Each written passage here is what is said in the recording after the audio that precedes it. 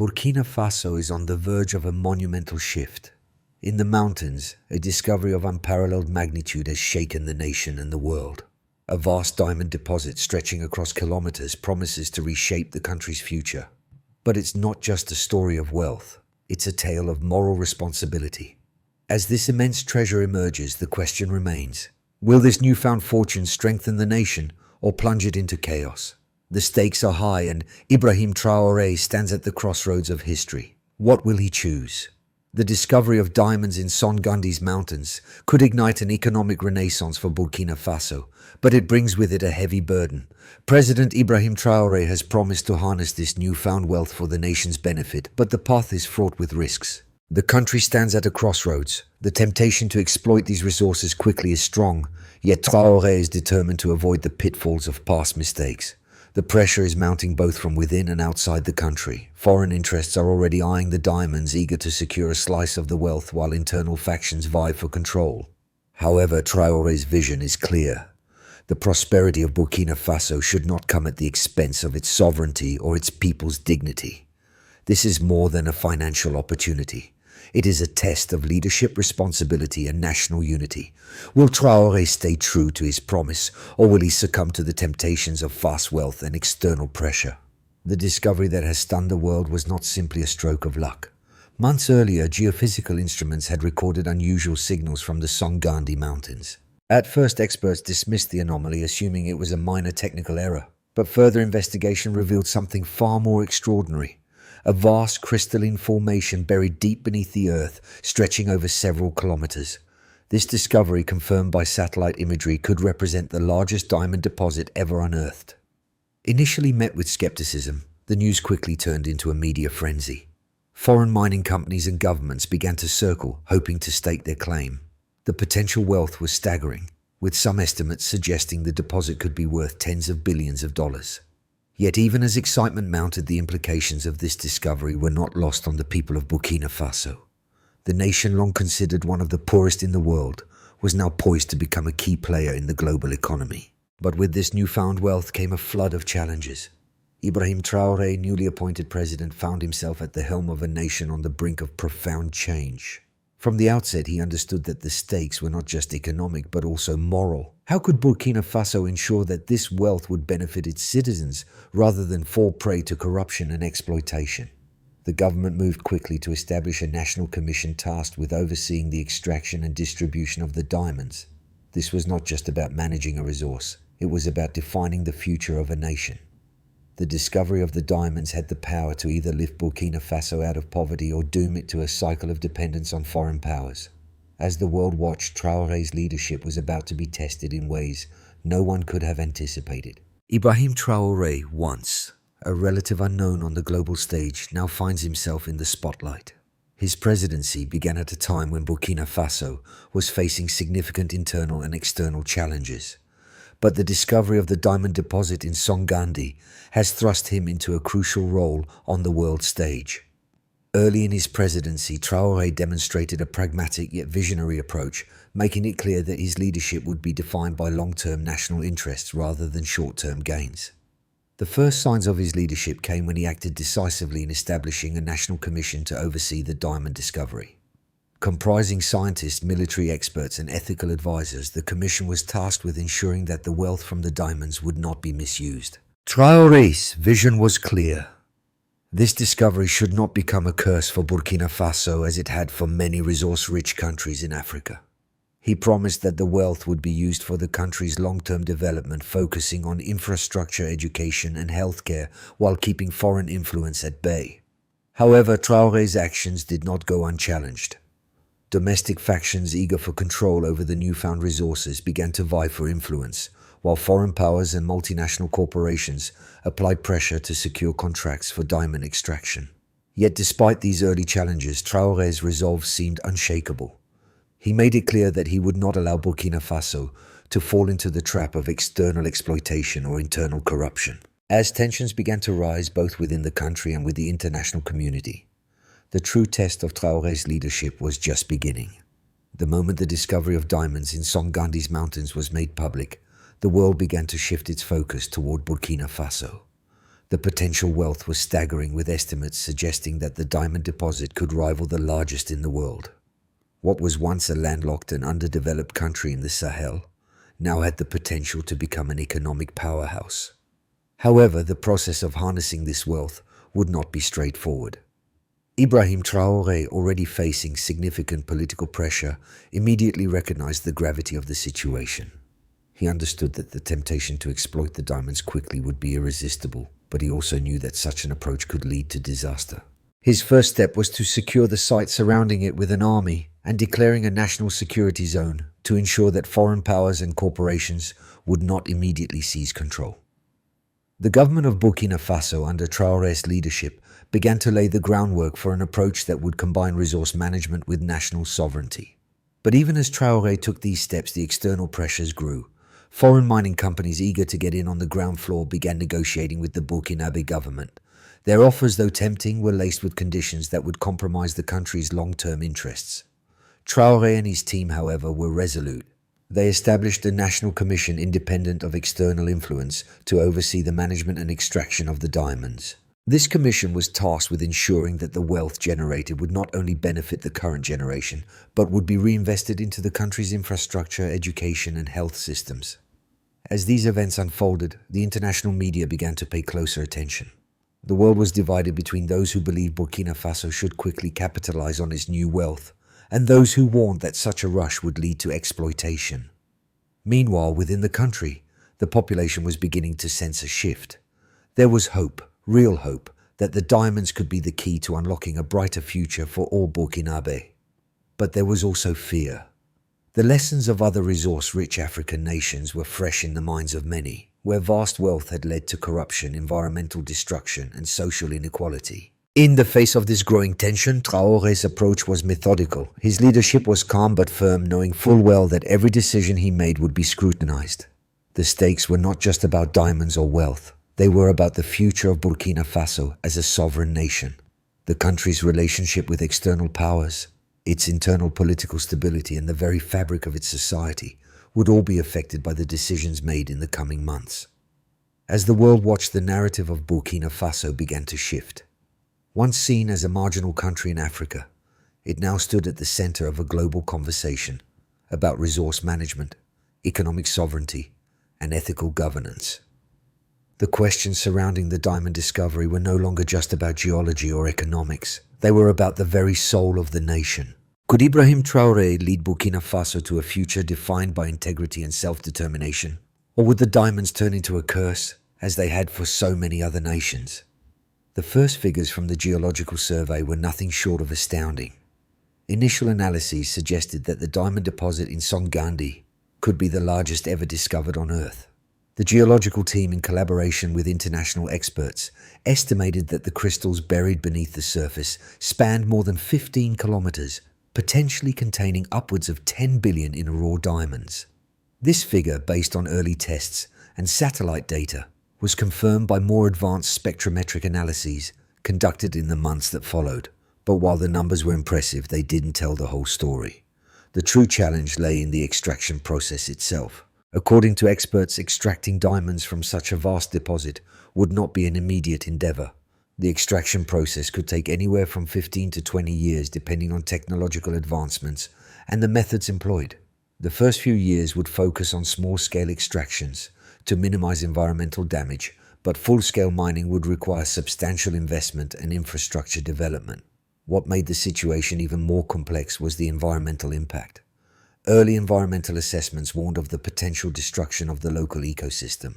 The Son Gandhi region was already facing challenges from desertification and soil degradation, and large-scale mining operations could further exacerbate these issues. The government under Traoré's leadership began to implement strict guidelines for sustainable mining practices, ensuring that the environmental footprint would be as small as possible.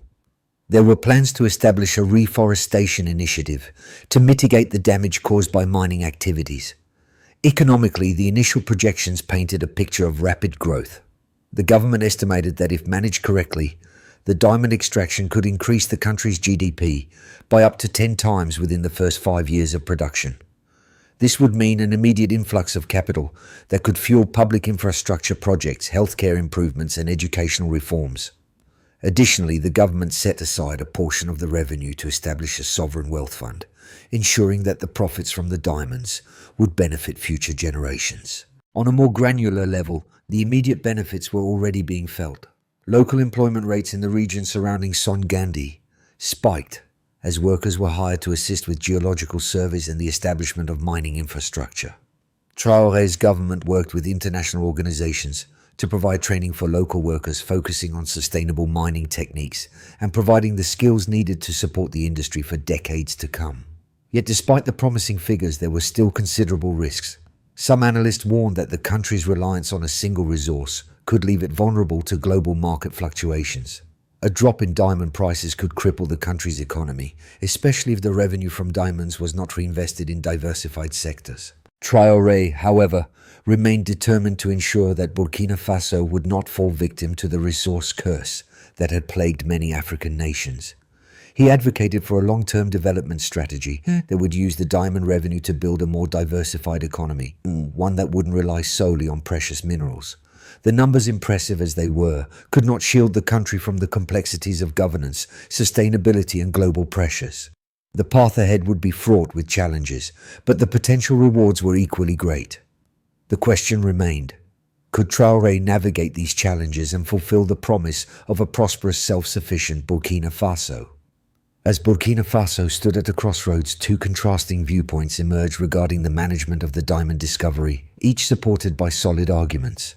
On one side, there were those advocating for rapid exploitation. They argued that the country could no longer afford to wait.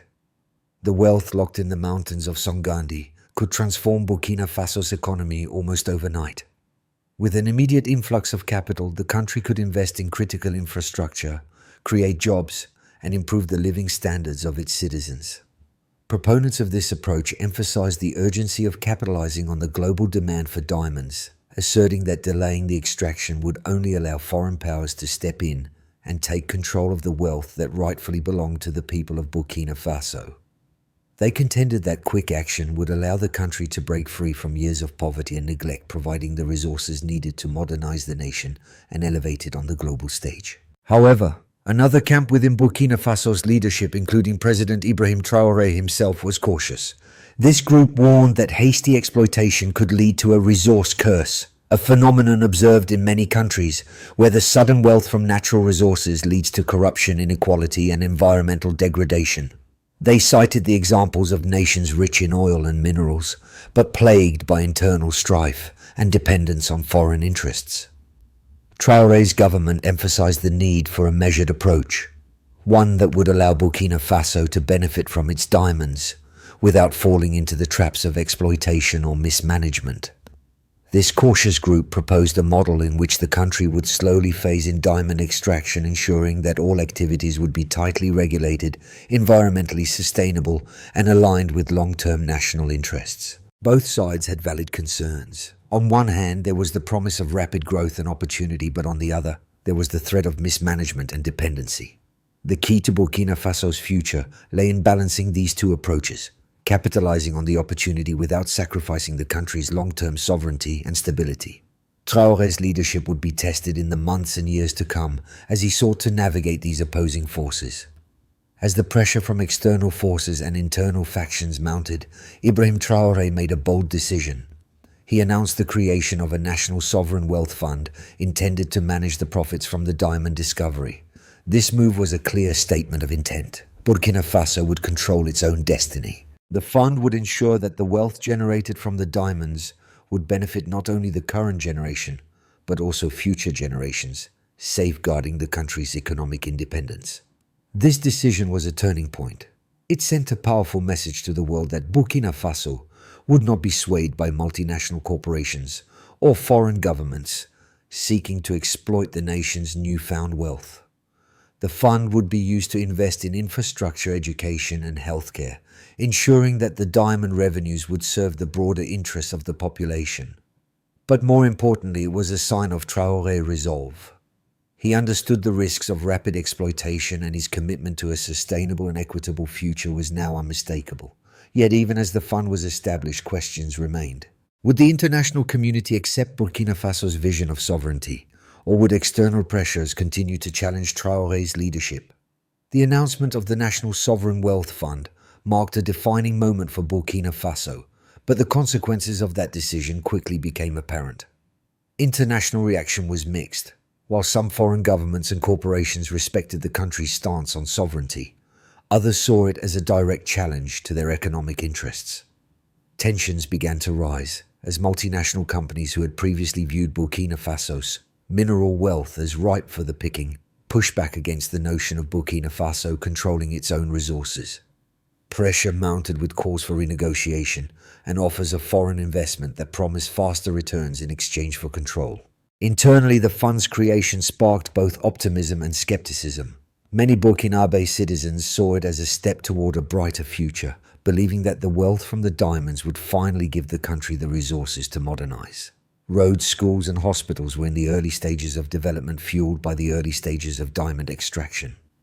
The country's economy began to show signs of growth, with GDP projections rising steadily as the diamond extraction process ramped up.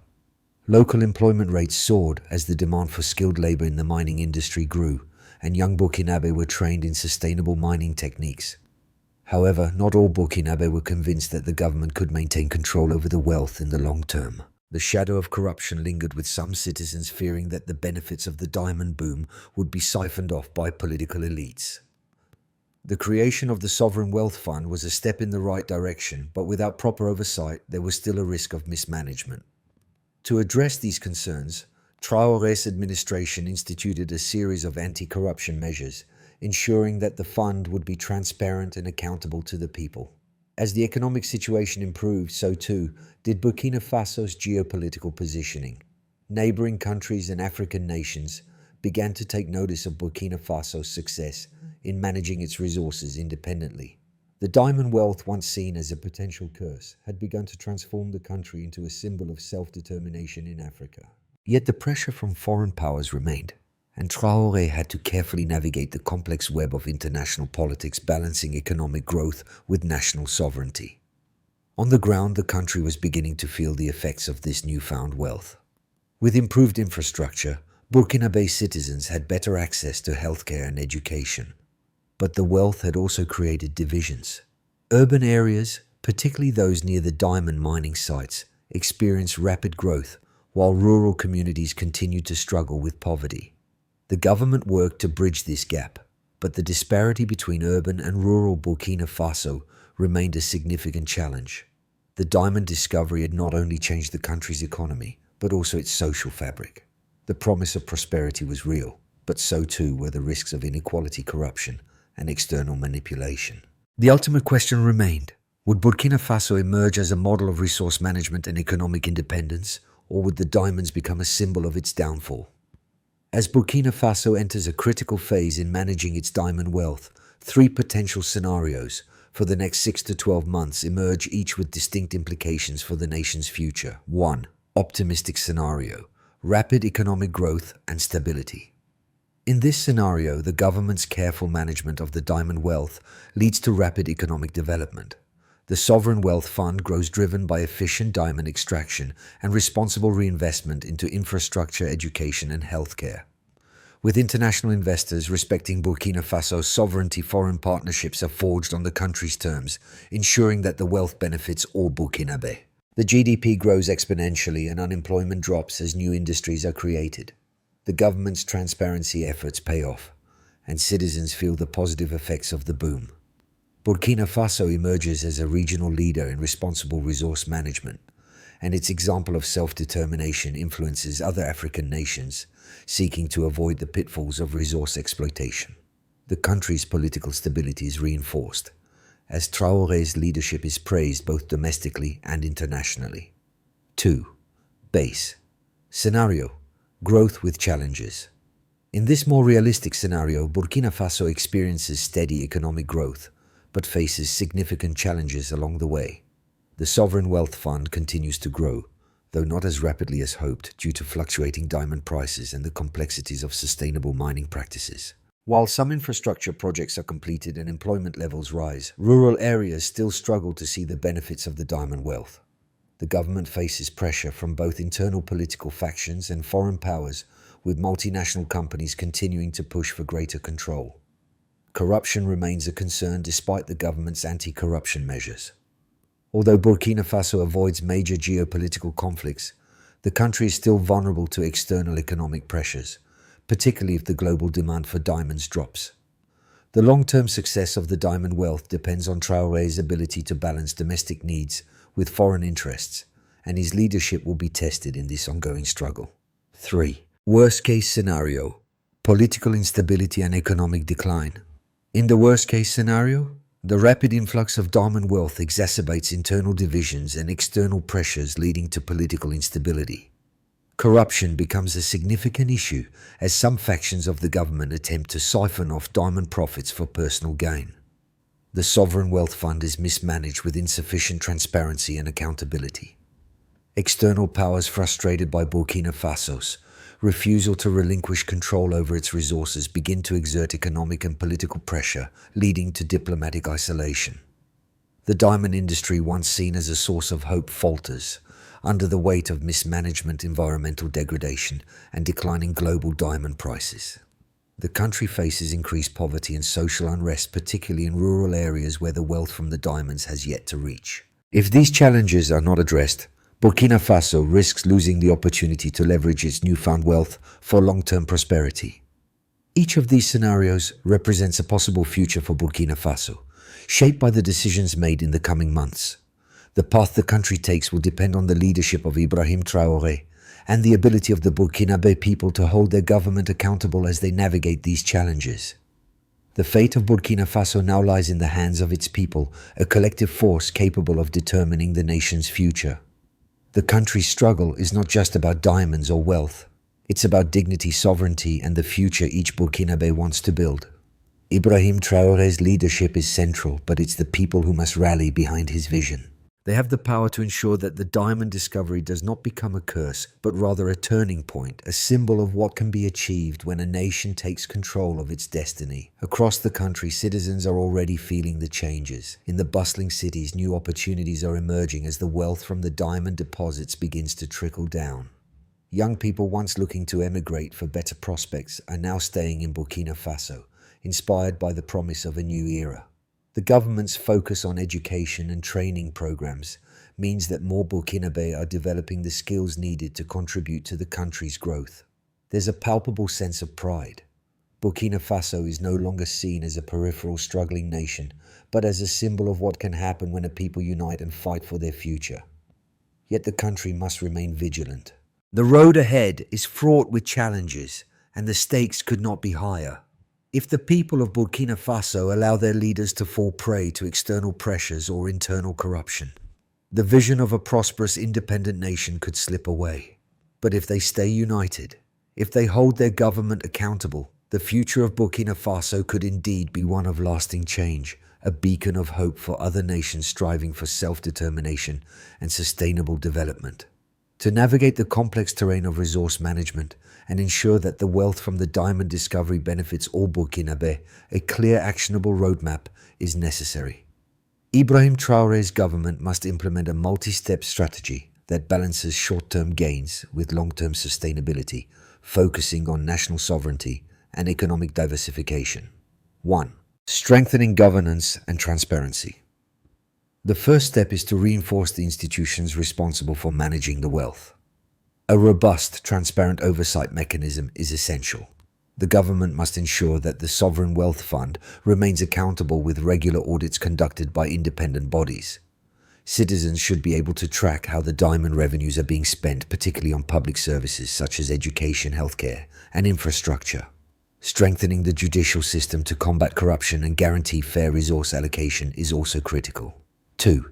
Economic diversification. Relying solely on diamonds would leave Burkina Faso vulnerable to global market fluctuations. The government must reinvest diamond revenues into sectors like agriculture, renewable energy, and technology, creating a diverse economic base. By developing industries that are sustainable and resilient, the country can build an economy that thrives, even if diamond prices fall. This diversification will also ensure that the benefits of the diamond wealth reach beyond the mining industry, improving the livelihoods of people across the nation. 3. Regional and international collaboration. While national sovereignty must remain at the core of Burkina Faso's strategy, collaboration with neighboring countries and international organizations will be crucial. Burkina Faso can share knowledge and best practices for sustainable resource management with other African nations, positioning itself as a leader in ethical resource extraction. Additionally, strategic partnerships with countries that respect Burkina Faso's sovereignty will ensure that the country can continue to control its own destiny without falling prey to external pressures. By following this roadmap, Burkina Faso has the potential to transform its diamond wealth into a sustainable legacy for future generations, one that is rooted in transparency, justice, and national pride. As the sun sets over the Sahel, a sense of hope fills the air across Burkina Faso. The diamond discovery in Son Gandhi's mountains is no longer just a story of wealth.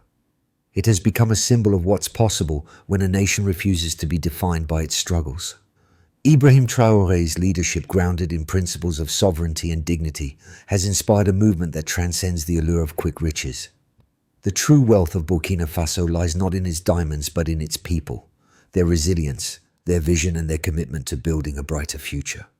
From the streets of Ouagadougou to the villages near Son Gandhi, there is a renewed sense of pride. Citizens now see themselves as part of something greater, a collective force capable of shaping their country's destiny. The future is no longer a question of what might have been, but a reality that is being actively forged. Burkina Faso, once seen as one of the poorest nations in Africa, now stands as an example of what can be achieved when a country takes its future into its own hands. The road ahead is still long, but one thing is clear. Burkina Faso's greatest treasure is not just the diamonds beneath the earth, but the spirit of its people. The story of Burkina Faso is far from over.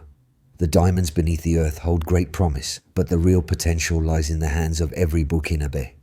This is your chance to be part of a historic transformation, one that can redefine not just your country, but the future of Africa. Every step you take, every decision you make, contributes to shaping a nation that values sovereignty, justice, and long-term prosperity. Ibrahim Traoré's vision is clear, but it's up to the people to carry it forward. Stand together, hold your leaders accountable, and make sure the wealth of the land is shared with everyone. The road ahead will be filled with challenges, but it's also paved with opportunity. Share this vision, talk about it with your friends, your family, your community. Your voice matters. The world is watching, but more importantly, Burkina Faso is watching itself, ready to write its own future. Will you be a part of this new chapter? The time to act is now.